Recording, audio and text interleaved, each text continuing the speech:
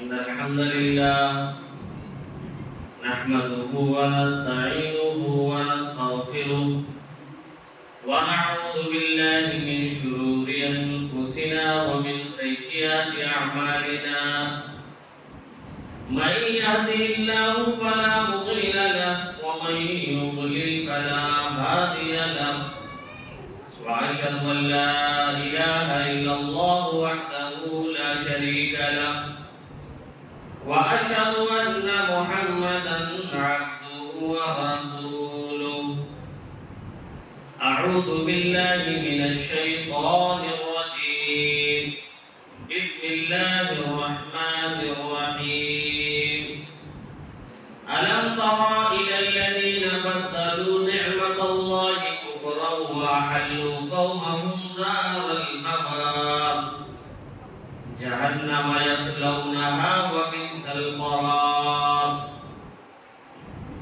وعن أبي هريرة رضي الله عنه عن رسول الله صلى الله عليه وسلم قال ونادى مناديا يا باغي الخير أقبل ويا باغي الشر أقصر ولله عتقاء من النار وفي ذلك كل ليلة رواه ابن ماجہ. سامعین کرام، اسٹیج پر بیٹھے ہوئے عزت و احترام مہمان خصوصی، عزیز طلباء و طالبات، پردہ نشین خواتین اسلام، سب سے پہلے ہم اللہ رب العالمین کا شکر اور احسان بجا لاتے ہیں جس کے فضل اور توفیق سے اس دینی مجلس میں شرکت کا موقع ملا. اس کے بعد جمعیت اہل حدیث گوگی کے تمام ذمہ داران، خصوصاً عالی جناب عبدالستار صاحب حفظہ اللہ کا شکر گزار ہیں. الحمدللہ طلبہ اور طالبات نے کافی زیادہ محنتیں کی ہیں، لیکن میرا یہ اپنا ماننا ہے اور اپنا تجربہ بھی ہے کہ بچوں سے کہیں زیادہ استاد نے محنت کیا ہوگا ان کے پیچھے، اور عناوین بھی الحمدللہ کافی بہترین تھے. بچوں نے کافی بہترین انداز میں اس کو پیش بھی کیا ہے. لیکن میں کچھ مشوروں سے نوازنا چاہتا ہوں تاکہ بچوں کے اندر اور سامعین کے اندر بھی اس سے حوصلہ افزائی ہو.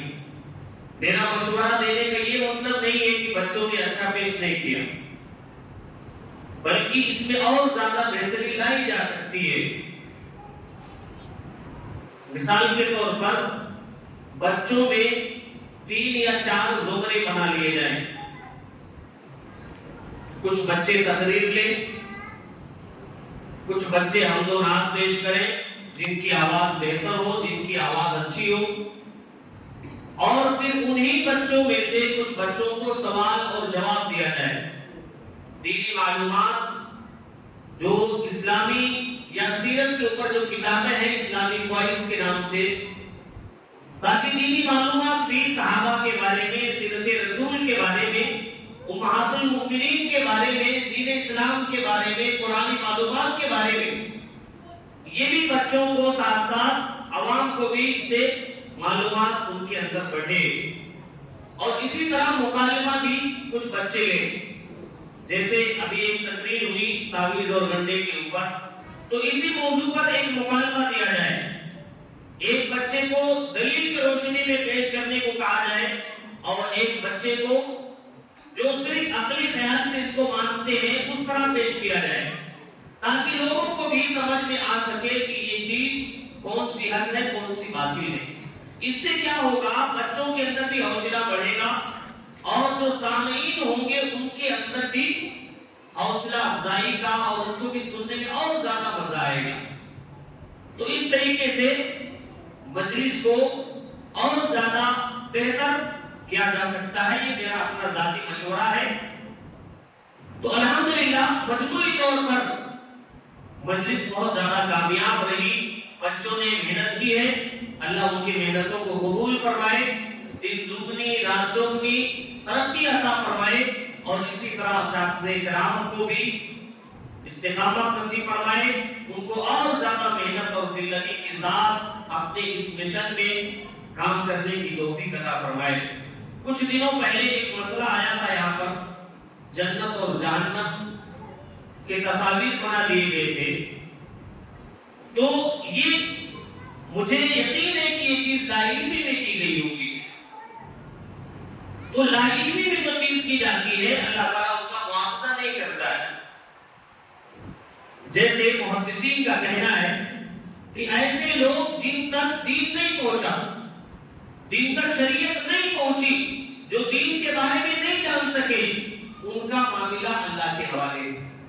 تو یہ چیز جو جنت اور جہنم کا معاملہ پیش کیا گیا، ظاہر سی بات ہے یہ چیز لا علمی ہی میں کی گئی۔ اگر علم ہوتا کہ یہ غیبی معاملہ ہے، یہ اللہ تعالیٰ ہی اس کے بارے میں بہتر جانتا ہے، ہم کو جتنا بتایا گیا اتنا ہی ہم جانتے ہیں، تو اگر اس کے بارے میں معلومات ہوتے تو اس کا بناوٹی لوگوں کے سامنے نہیں پیش کی جاتی۔ اللہ نے خود دعا سکھلائی، ربنا لا تؤاخذنا ان نسینا، کہ اے اللہ اگر ہم بھول جائیں تو اس پر ہمارا مواخذہ نہ کر۔ اسی طرح اللہ کے رسول صلی اللہ علیہ وسلم کی بھی بہت ساری حدیث ہے جس کے تفصیل میں اگر میں جاؤں تو میرا موضوع چھوٹ جائے گا۔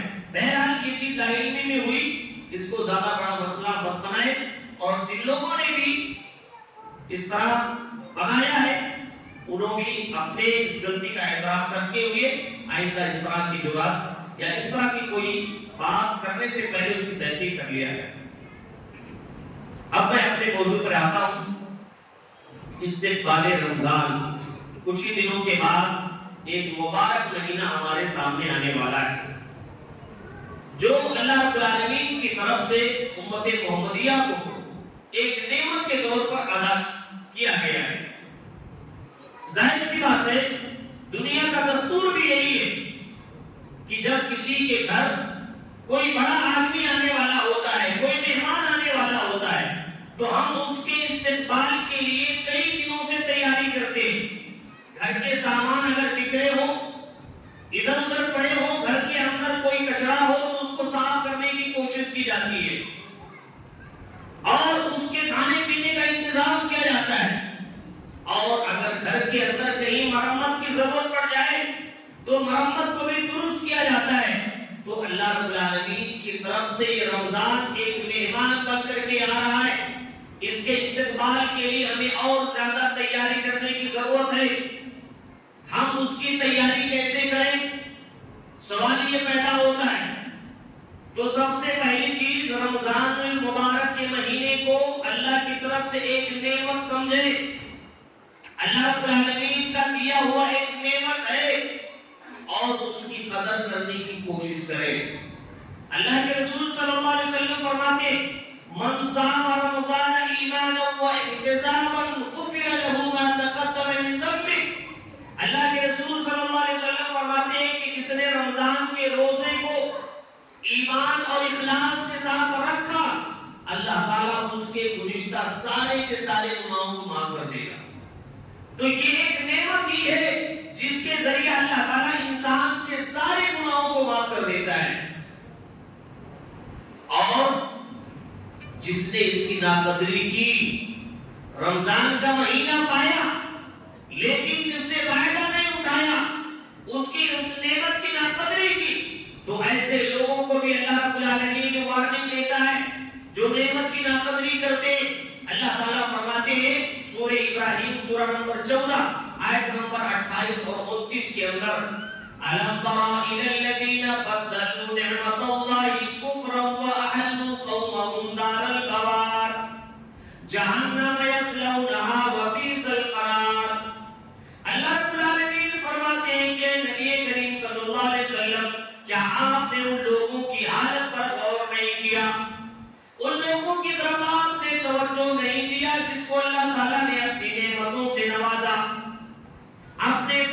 اسے اپنی رحمتوں سے نوازا. رحمت پانے کے باوجود، نعمت پانے کے باوجود انہوں نے اس نعمت کو کفر سے بدل دیا، ناشکری کر دی. اللہ رب العالمین فرماتے ہیں کہ اس ناشکری کی وجہ سے اللہ رب العالمین اس ناشکری کی وجہ سے ان کو اور ان کی قوم کو جہنم میں داخل کر دیا. خود بھی جہنم میں گیا اور اپنی قوم کو بھی جہنم میں داخل کر دیا. وَبِئْسَ الْقَرَارُ. اللہ رب العالمین فرماتے ہیں کہ جہنم ٹھہرنے کے اعتبار سے بھی بہت بری جگہ ہے. اس کے عذاب، اس کے بچھو، اس کے سانپ، اس کے عادتوں بہت زیادہ سخت ہوں گے، لیکن اللہ فرماتے ہیں کہ جہنم ٹھہرنے کے اعتبار سے بھی بہت بری جگہ ہے.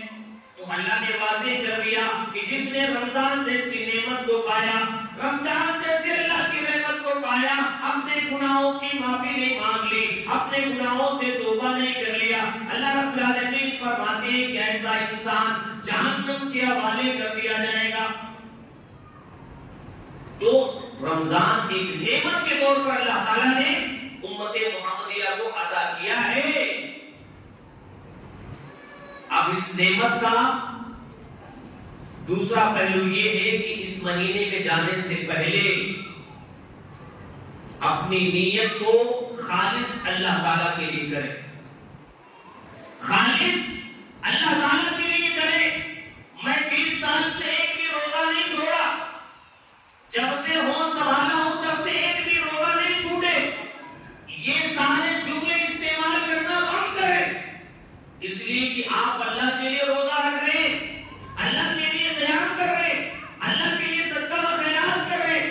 کسی آدمی کو بتلانے کے لیے، کسی آدمی سے تعریف لینے کے لیے آپ یہ روزہ نہیں رکھتے.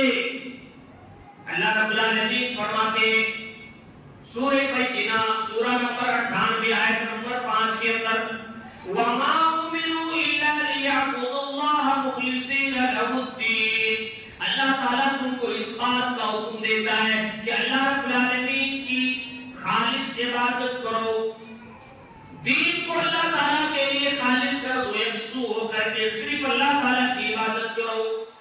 سورہ انعام سورہ نمبر 6 آیت نمبر 162 کے اندر اللہ تعالیٰ فرماتے ہیں قُلْ إِنَّ صَلَاتِي وَنُسُكِي وَمَحْيَايَ وَمَمَاتِي لِلَّهِ رَبِّ الْعَالَمِينَ.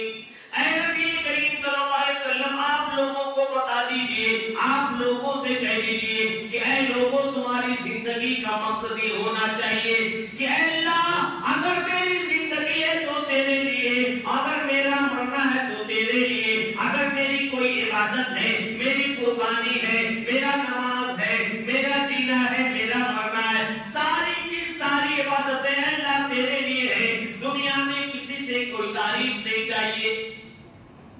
تو یہ ہمارا مقصد ہونا چاہیے کہ ہمارا رب راضی ہو جائے، ہمارا رب قبول کر لے. دنیا کے اندر ہم کو تعلیم کی ضرورت نہیں ہے. اگر ہمارے اندر اخلاص ہو جائے تو ہمارا ایک چھوٹا عمل بھی شہید ہونے والے شخص سے بھی اونچا ہو سکتا ہے، لیکن شرط یہ ہے کہ ہمارے عملوں کے اندر اخلاص ہونا چاہیے. سنن ابن ماجہ کی روایت ہے، حضرت طلحہ ابن عبید اللہ رضی اللہ تعالیٰ عنہ روایت کرتے ہیں کہ اللہ کے رسول صلی اللہ علیہ وسلم کے پاس دو شخص آئے، دونوں نے اسلام قبول کیا، ایک ساتھ اسلام قبول کیا.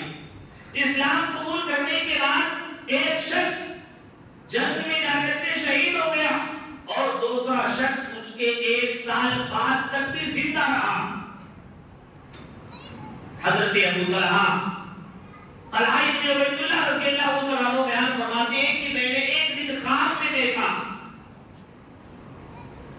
کہ جنت کے دروازے پر میں کھڑا ہوں اور جو دونوں شخص آئے تھے اللہ کے رسول کے پاس اسلام قبول کرنے، ان میں سے جنت کے اندر سے ایک شخص آتا ہے اور جس نے 1 سال بعد میں وفات پائی، وہ شخص اندر سے آ کر کے بلا کر کے اس کو لے کر کے جاتا ہے اور اس کے بعد دوبارہ جب آتا ہے تو پھر اس کو بلاتا ہے جو 1 سال پہلے شہادت کی وفات پائی تھی.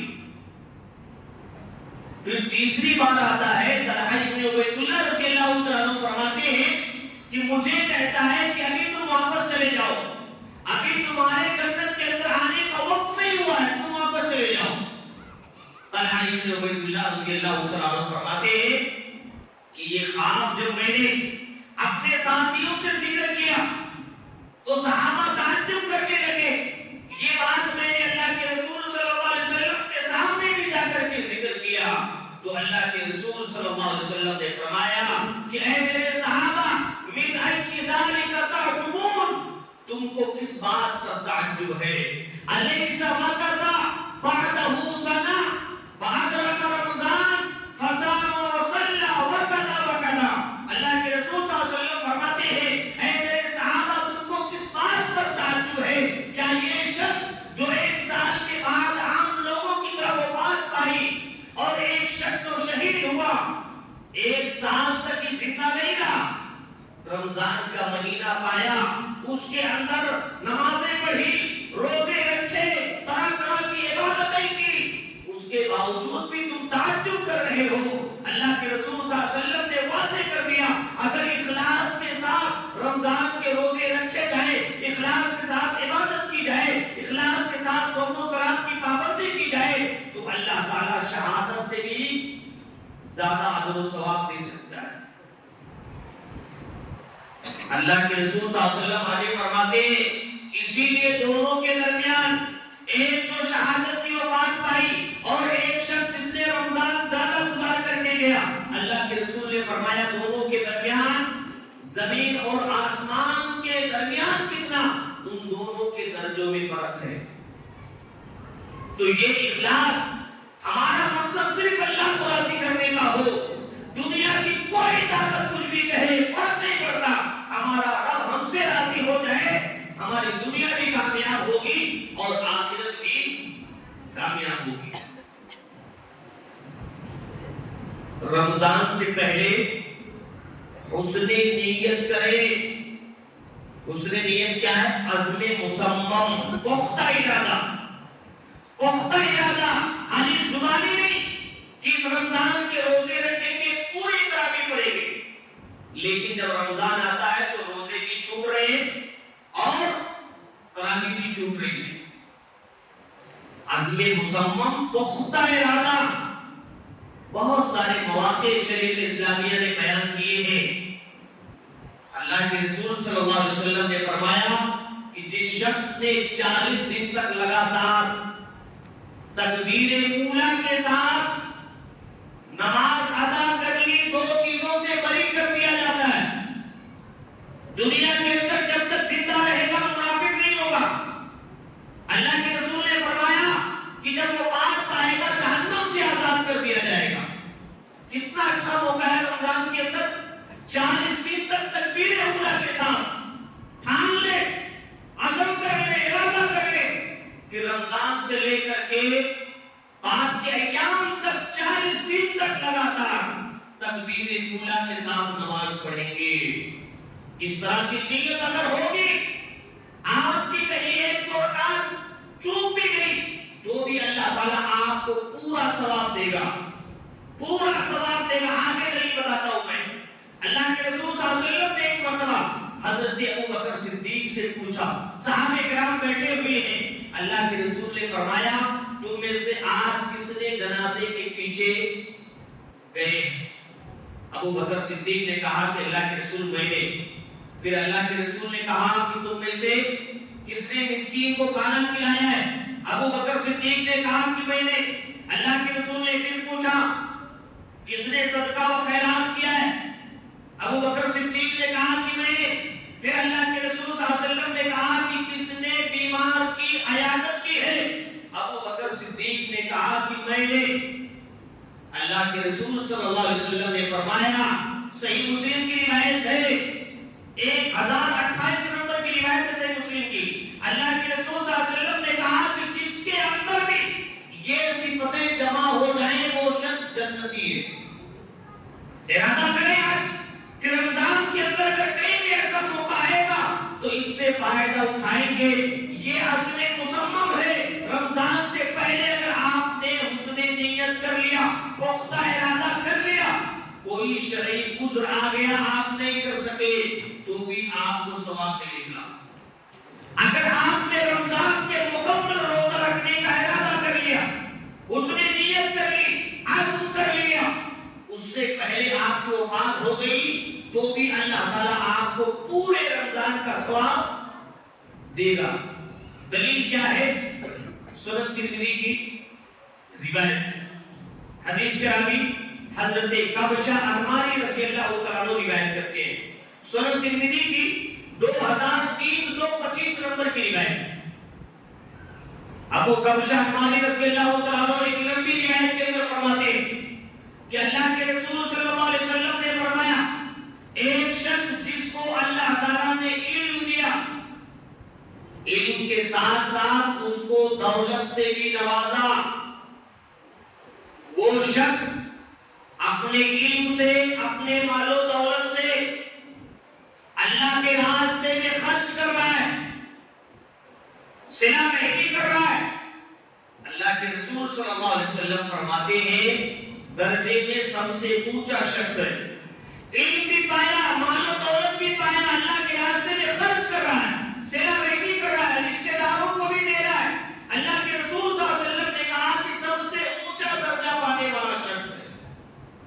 آگے اللہ کے رسول صلی اللہ علیہ وسلم فرماتے ہیں دوسرا شخص جس کو اللہ تعالیٰ نے صرف علم دیا ہے، جس کو اللہ نے صرف علم دیا لیکن مال و دولت سے اس کو محروم رکھا، مال و دولت اس کے پاس نہیں ہے لیکن علم اللہ نے اس کو دیا ہے۔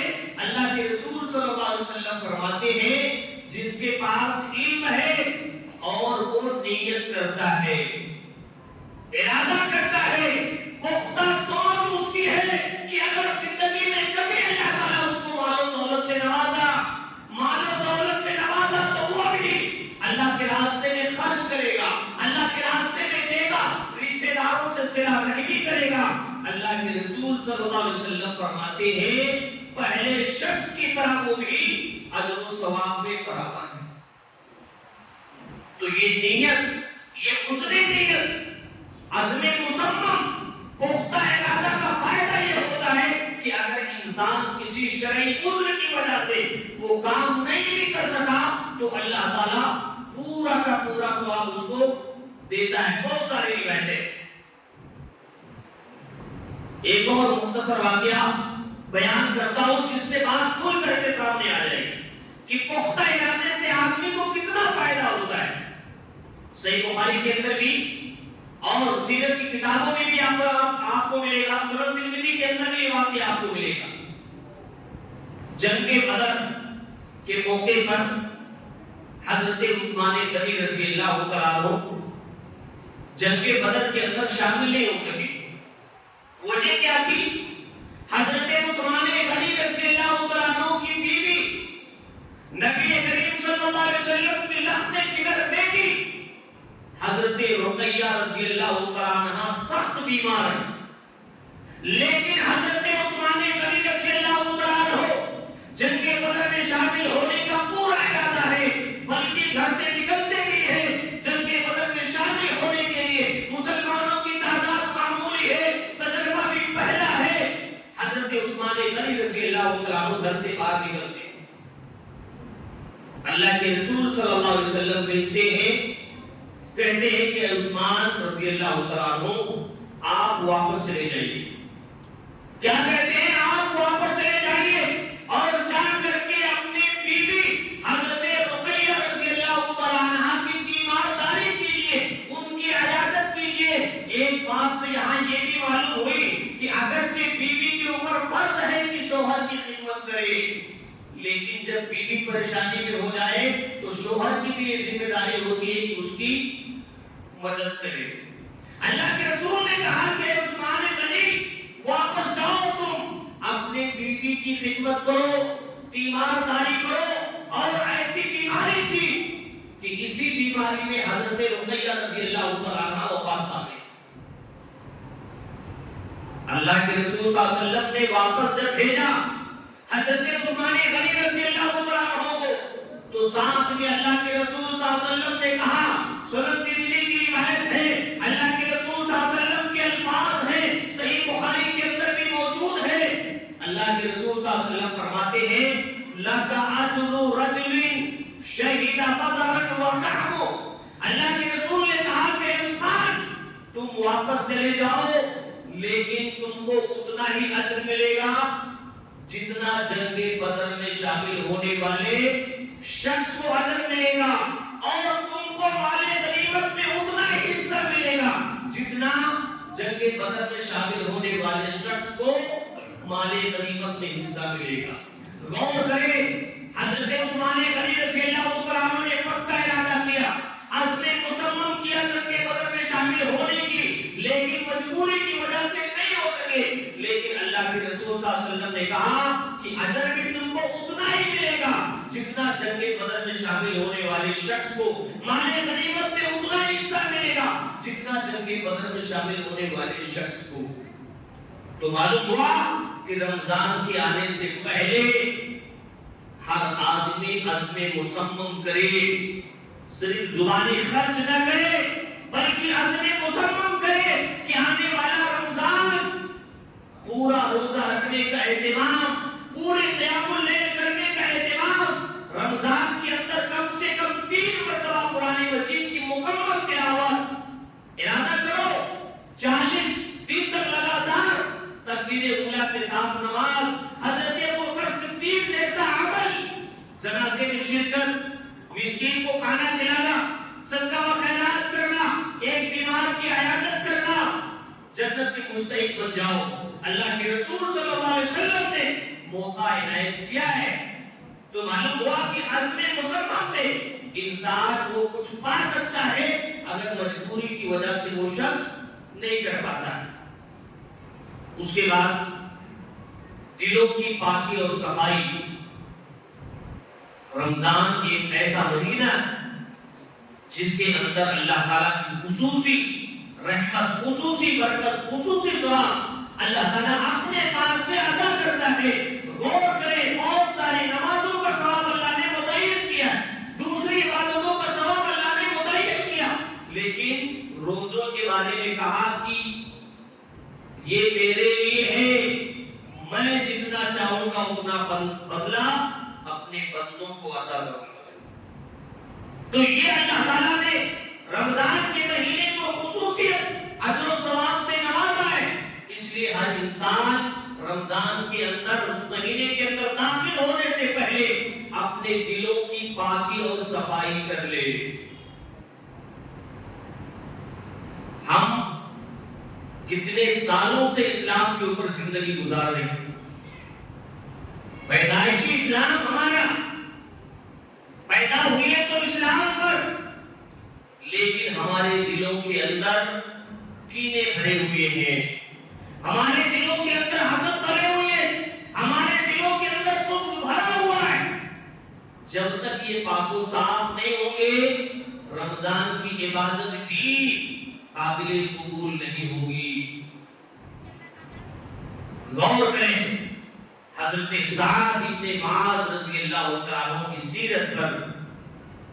حضرت سعد بن معاذ رضی اللہ عنہ جب اسلام قبول کیے تو ان کی عمر 30 سال کی تھی.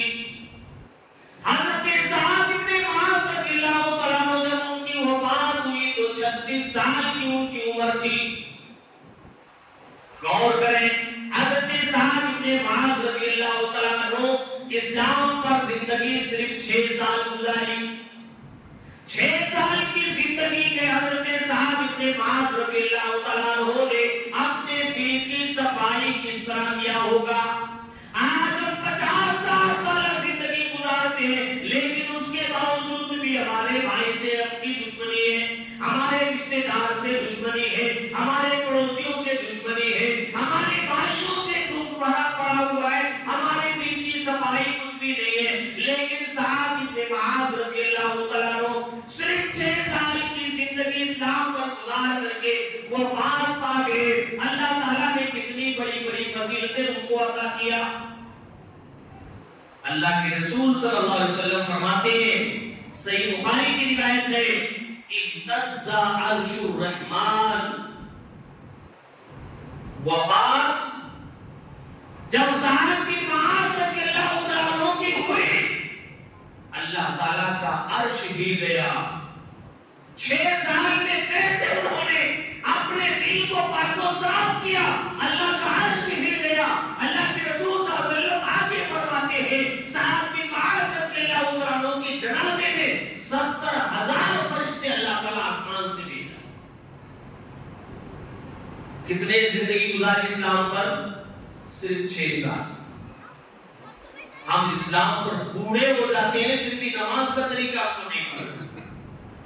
6 سال کی زندگی گزارا, اللہ کا عرش ہل گیا, جنازے میں 70,000 فرشتے آئے. جب ان کو قبر کے اندر اتارا جا رہا تھا, اللہ کے رسول صلی اللہ علیہ وسلم قبر میں اتارتا ہوا دیکھ کر کے رونے لگے اور کہنے لگے کہ اے میرے صحابہ, قبر ہر کسی کو دبوچتی ہے, قبر ہر کسی کو دباتی ہے, لیکن فرق یہ ہے کہ مومن کو ایک مرتبہ دبا کر کے چھوڑ دیتی ہے, کافر کو دباتی رہتی ہے. اللہ کے رسول صلی اللہ علیہ وسلم رو رہے ہیں, فرما رہے ہیں اے میرے صحابہ, اگر کوئی قبر کے دبوچنے سے محفوظ ہوتا تو سعد بن معاذ رضی اللہ عنہ ہوتے ہیں. یہ سعد بن معاذ کی فضیلت اللہ کے رسول صلی اللہ علیہ وسلم نے بتائی. اسلام پر زندگی صرف 6 سال گزاری. ایک مرتبہ اللہ کے رسول صلی اللہ علیہ وسلم کے پاس ریشم کا کپڑا آیا ہوا تھا. صحابہ اس کے نرمی کو دیکھنے لگے, تعجب کرنے لگے. اللہ کے رسول نے کہا کہ میرے صحابہ, یہ ریشم کے کپڑے تم کیا دیکھتے ہو؟ اگر تم کو ریشم کے کپڑے دیکھنا ہے, اگر اس کے نرمی کو دیکھنا ہے, تو سعد بن معاذ کے کپڑے کو تم جنت میں دیکھنا. یہ دلوں کی صفائی تھی سعد بن معاذ رضی اللہ عنہ کی. تو اگر رمضان سے پہلے ہمارے دل پاک و صاف نہیں ہوئے تو ہمارا عمل بھی قابل قبول نہیں ہوگا. سنن ترمذی کی روایت ہے, حضرت ابو ہریرہ رضی اللہ عنہ روایت کرتے ہیں کہ اللہ کے رسول صلی اللہ علیہ وسلم نے فرمایا کہ اللہ تعالیٰ ہر پیر اور جمعرات کو اللہ تعالیٰ جنت کے دروازے کو کھولتا ہے. پیر اور جمعرات کو اللہ کے رسول صلی اللہ علیہ وسلم آگے فرماتے کہ اللہ تعالیٰ سب کی مغفرت کا اعلان کرتا ہے, میرے فرشتوں سب کو بخش دو, لیکن 2 آدمیوں کو مت بخشو, ان کی مغفرت مت کرو. اللہ کے رسول صلی اللہ علیہ وسلم فرماتے ہیں وہ شخص جو شرک کرتا ہے, اللہ کا مقام بندوں کو دے دیتا ہے, اللہ کا مقام رسولوں کو دے دیتا ہے, اللہ کا مقام اولیاء کو دے دیتا ہے, اللہ کا مقام پیر و مرشد کو دے دیتا ہے. اللہ کے رسول صلی اللہ علیہ وسلم فرماتے ہیں ان کی مغفرت مت کرو. اللہ کے رسول صلی اللہ علیہ وسلم فرماتے ہیں ان دونوں کو بھی چھوڑ دو, ان دونوں کو بھی مہلت دے دو جن کی آپس میں دشمنی ہے, جن کی آپس میں دشمنی ہے, جب تک کہ وہ صلح نہ کر لے. اگر صلح کر لے تو ان کی بھی مغفرت کر دو, لیکن جب تک وہ صلح نہ کرے, آپس کی دشمنی کو ختم نہ کرے, تب تک ان کی بھی مغفرت کو لٹکا دو. کتنے ایسے بھائی ہیں جو وفات پا کر کے چلے جاتے ہیں, دوسرا بھائی مٹی دینے کے لیے بھی نہیں جاتا. آج یہ ہماری قوم کی حالت ہے. تو رمضان کے مہینے میں داخل ہونے سے پہلے اپنے دلوں کی پاکی صفائی ضروری ہے. اور آخری بات, وقت کی قدر بہت ضروری چیز ہے, اس لیے کہ رمضان مبارک پھر آئندہ کسی کو ملے نہ ملے. یہی رمضان کسی کتنے لوگوں کو ایسے جو نصیب ہو سکتا ہے نہیں ہو سکتا ہے. اس لیے اگر اللہ تعالیٰ یہ موقع دے رہا ہے تو اس کی قدر کرے, اس لیے کہ اللہ تعالیٰ زندگی کے ہر چیز کے بارے میں سوال کرے گا. اللہ کے رسول صلی اللہ علیہ وسلم فرماتے ہیں لا تزول قدم ابن آدم یوم القیامہ حتی یسأل عن خمس. اللہ کے رسول صلی اللہ علیہ وسلم فرماتے ہیں کہ قیامت کے دن کسی بھی بندے کا پاؤں اپنی جگہ سے ہل نہیں پائے گا جب تک کہ وہ 5 چیزوں کے بارے میں اللہ رب العالمین کے سامنے جواب نہ دے دے.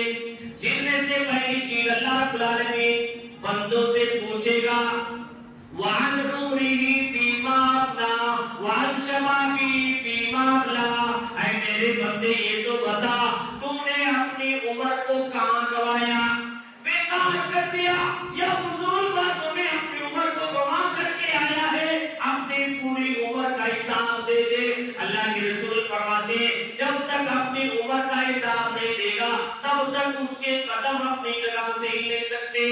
وعن شبابی فیما ابلا، اپنی جوانی کے بارے میں بھی بتا دے تم نے اپنی جوانی کو کہاں گزارا. تو اس لیے ہم کو چاہیے کہ رمضان کے مہینے کی یا اس کے وقت کی قدر کرے. اللہ کے رسول صلی اللہ علیہ وسلم فرماتے ہیں، حدیث قدسی ہے، اللہ رب العالمین سے روایت کرتے ہوئے اللہ کے رسول فرماتے ہیں کہ اللہ تعالیٰ فرماتا ہے کہ جو بندہ میری عبادت کے لیے وقت نکالے گا میں اس بندے کو غنا کر دوں گا، غنی کر دوں گا، محتاجگی اس کے پاس سے دور کر دوں گا، اور فقیری اور محتاجگی اس سے ختم کر دوں گا. اللہ کے رسول فرماتے ہیں کہ اللہ تعالیٰ آگے فرماتا ہے لیکن میرا جو بندہ میری عبادت کے لیے وقت نہیں نکالتا میں اس کے سامنے مشغولیت کو لا کر کے بھر دوں گا. بزی رہو، عبادت کے لیے وقت نہیں نکال رہے ہو، صرف دنیا کے پیچھے بھاگ رہے ہو، مشغول رہو. ایک معاملہ ختم ہوا اللہ تعالیٰ دوسرا معاملہ لا کر کے کھڑا کر دیتا ہے. اللہ نے پہلے کہا کہ جو بندہ میرے لیے عبادت کے لیے وقت نہیں نکالے گا اس کو ہم دنیا کے اندر مشغول کر دیں گے. اور اللہ نے کیا کہا حدیث قدسی کے اندر، فقیری اور محتاجگی اس کے سامنے لا کر کے کھڑی کر دی جائے. اس لیے ایسے لوگوں کو دیکھیں جو عبادتوں سے دور رہتے ہیں، اللہ کی عبادت سے دور رہتے ہیں، ایسے لوگ دنیا کرتے رہتے ہیں، پھر بھی ان کی زندگی کا مسئلہ حل نہیں ہوتا ہے، ہمیشہ پریشان آپ کو دکھیں گے. تو اللہ کے رسول صلی اللہ علیہ وسلم نے یہ حدیث قدسی واضح الفاظ میں بیان کی کہ ایسے لوگوں کے سامنے اللہ تعالیٰ مشکلات کو کھڑا کر دیتا ہے. اور خاص طور سے رمضان کے مہینے میں موبائل، ٹی وی، سیریل وغیرہ سے اپنے آپ کو دور رکھیں، اس لیے کہ اللہ نے بہت قیمتی وقت دیا ہے. نوجوانوں کو خصوصی بات میں کہوں گا کہ نوجوان خصوصاً رمضان کے مہینے میں ریلز بنانے میں، ویڈیوز وغیرہ بنانے میں اپنے وقت کو ضائع مت کریں، بلکہ اللہ تعالیٰ نے یہ وقت دیا ہے تو غنیمت سمجھیں. اس کے بارے میں بھی اللہ سوال کرے گا، پوچھے گا. اور تنہائی کے گناہ کے بارے میں اللہ کے رسول صلی اللہ علیہ وسلم کی واضح حدیث ہے، قیامت کے دن میں ایسے لوگوں کو جانتا ہوں جو تہامہ پہاڑ کے برابر نیکی لے کر کے آئیں گے لیکن اللہ تعالیٰ ان کے نیکیوں کو ذرات بنا کر کے اڑا دے گا. حضرت زبان پوچھتے ہیں کہ اللہ کے رسول کون لوگ ہوں گے؟ اللہ کے رسول نے کہا کہ تمہاری صفوں میں رہنے والے لوگ ہوں گے، تمہارے ساتھ نماز پڑھنے والے، تمہارے ساتھ قیام کرنے والے لوگ ہوں گے. اللہ کے رسول نے آگے فرمایا جب مسجد سے باہر جاتے ہوں گے، مسجد کے باہر نکل کر کے جاتے ہوں گے، تنہائی میں جاتے ہوں گے تو جو چیز اللہ نے حرام کر دیا ہے اس کا ارتکاب کرتے ہوں گے. اس لیے رمضان کے مہینے میں خصوصیت کے ساتھ انسان وقت کی قدر کرے. اللہ رب العالمین سے دعا کریں اللہ تعالیٰ تمام مسلمانوں کو آنے والا رمضان نصیب فرما. الہ العالمین ہم کو زیادہ سے زیادہ رمضان مبارک کے مہینے کے اندر فائدہ اٹھانے کی توفیق عطا فرما. اپنے گناہوں کی بخشش کی، غریبوں مسکینوں کو خیال کرنے کی، زیادہ سے زیادہ عبادت کرنے کی، قرآن کی تلاوت کرنے کی، توبہ و استغفار کے اللہ ہمیں توفیق عطا فرما. الہ العالمین جو اب تک اس سے جو لوگ بھی رمضان کے مہینے میں دور تھے الہ العالمین ان کو رمضان کی قریب کر دے، اس کی اہمیت کو سمجھنے کی ان کو توفیق عطا فرما دے. آمین. اب آخر میں ہم ایک بار پھر اللہ رب العالمین کا شکر بجا لاتے ہیں جس کے فضل اور توفیق سے یہاں شرکت کا موقع ملا. اس کے بعد جمیعت کے اہل حدیث بوگی کا بھی ہم شکر گزار ہیں، ان کے ذمہ داروں کا، جماعت کے تمام احباب کارکرد کا جنہوں نے مجھ جیسے طالب علم کو یہاں کچھ بیان کرنے کا موقع دیا. اللہ ہم سب کے کوششوں کو قبول فرمائے. اسی طرح جنت میں بھی بیٹھ کر کے ایک دوسرے سے مل کر کے گفتگو کرنے کی بھی توفیق عطا فرمائے. اس کے لیے ہمیں کوشش بھی کرنے کی توفیق عطا فرمائے. آمین. وآخر دعوانا الحمدللہ رب العالمین. السلام علیکم ورحمۃ اللہ وبرکاتہ.